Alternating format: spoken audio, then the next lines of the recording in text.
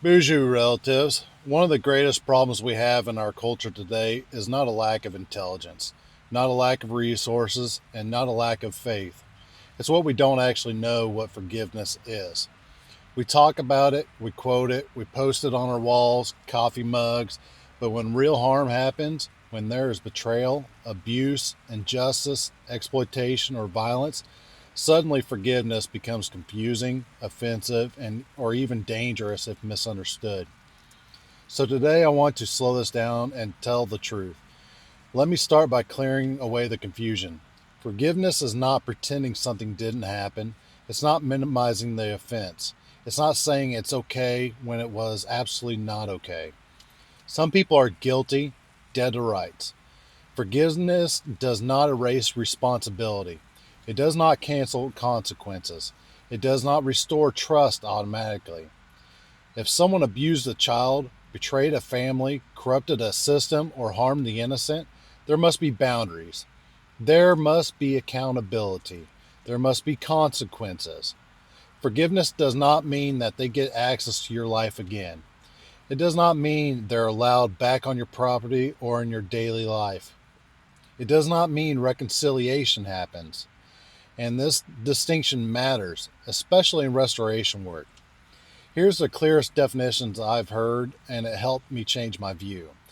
Forgiveness is giving up on your right to hurt someone back for hurting you. This is by Victor Marx. That's it. Not excusing, not forgetting, not reconciling. It is the decision to put the weapon down. Because let's be honest, when someone hurts us, something rises up inside us that wants retaliation. We want them to feel what we felt. We want justice mixed with revenge. We want to hurt back. And that instinct is human and natural.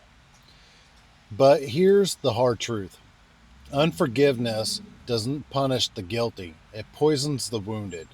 When we hold on to unforgiveness, the person who hurt us may move on, but we stay bound.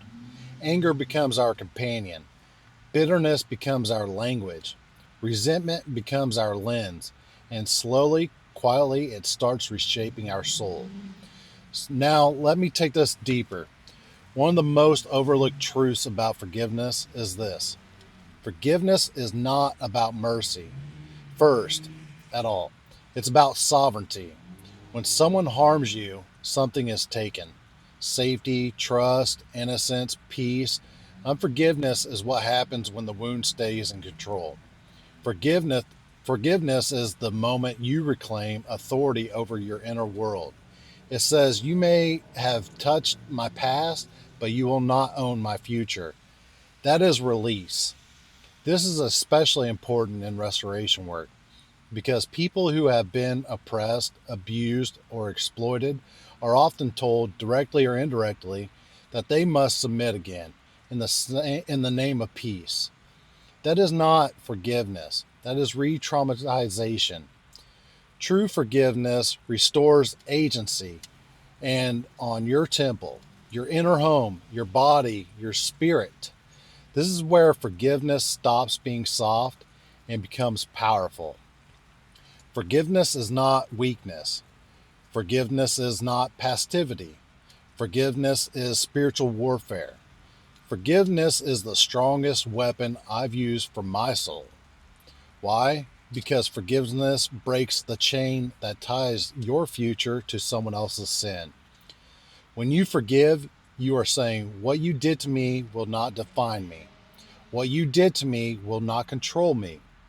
What you did to me will not live rent free in my spirit anymore." Forgiveness restores your authority over your own life. That's restoration. Let's be honest, forgiveness often feels unjust. It feels like the guilty walk away. It feels like the wounded do the work. It feels backwards. And emotionally speaking, it is unfair. But here's the deeper truth: forgiveness isn't about fairness, it's about freedom. Justice is about balancing scales. Forgiveness is about cutting chains. Justice may take years, forgiveness can begin today. And here's the paradox: people who refuse forgiveness often believe they're standing strong. when in reality they are standing tethered. Forgiveness doesn't remove accountability, it removes ownership. Forgiveness does not mean the emotions disappear overnight. You may forgive and still feel anger. You may forgive and still grieve. You may forgive and still need therapy, nature's medicine, distance, and time. Forgiveness is a direction, not an eraser. Feelings often catch up later, and that does not mean you failed. I want you to understand something. Unforgiveness behaves like a parasite. It feeds on replayed memories, imagined conversations, anger loops, and if only scenarios. It does not live in the past. It multiplies in the present and reshapes your future. Over time, unforgiveness distorts perception, hardens compassion, and rewrites identity around injury. Forgiveness starves the parasite, not instantly, but decisively. And starving a parasite is not cruelty, it's survival. Some people fear forgiveness because they think it requires forgetting. It doesn't. Memory can remain, wisdom can remain, discernment can sharpen. What forgiveness removes is bondage. You remember without reliving, you recall without bleeding, you warn without hating. That is healing. Forgiveness doesn't erase scars, it transforms them into maps for others. Now, this is a section that saves lives when taught correctly. Forgiveness opens the heart. Boundaries protect the body and community. You can forgive someone and never give them access again. You can forgive someone and testify against them.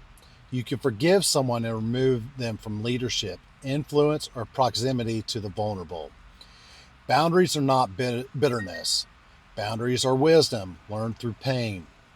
In restoration work, the failure to teach boundaries alongside forgiveness is how cycles of abuse continue. Forgiveness without boundaries becomes permission. Boundaries without forgiveness become walls. Wisdom holds both. This is critical, especially for survivors, advocates, and people working in justice spaces. Forgiveness does not mean reconciliation. Reconciliation is relational. Forgiveness is eternal. Reconciliation requires repentance, truth, change, time, and trust rebuilt slowly. Forgiveness requires only one person, and that is you.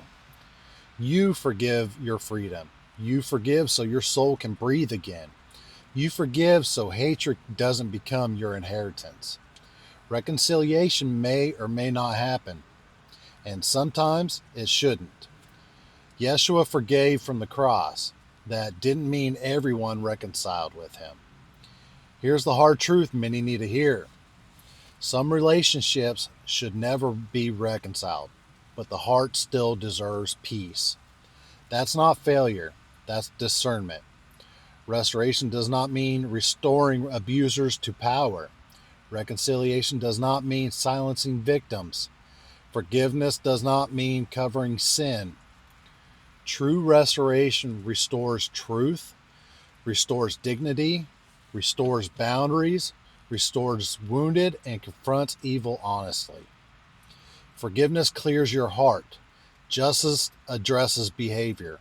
Boundaries protect the innocent. All three can coexist. Some fear that forgiveness weakens justice movements. In reality, it strengthens them. Forgiveness removes personal vengeance so that truth can speak clearly.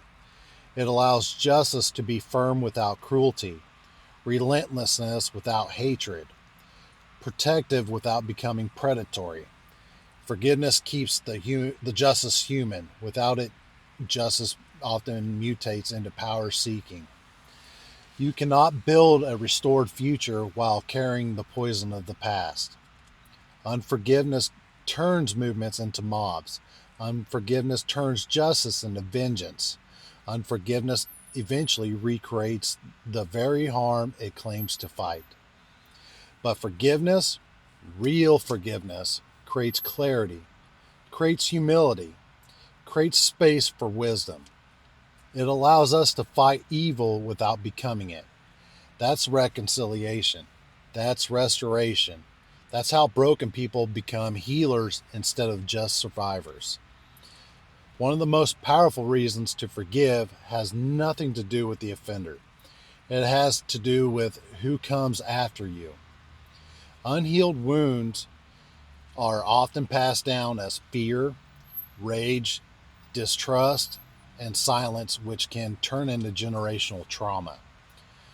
Forgiveness interrupts inheritance. It says, "This pain stops with me." That is restoration at a generational level. That is reconciliation, not just backward, but forward. Forgiveness is not rushed. Forgiveness is not forced. Forgiveness is not demanded.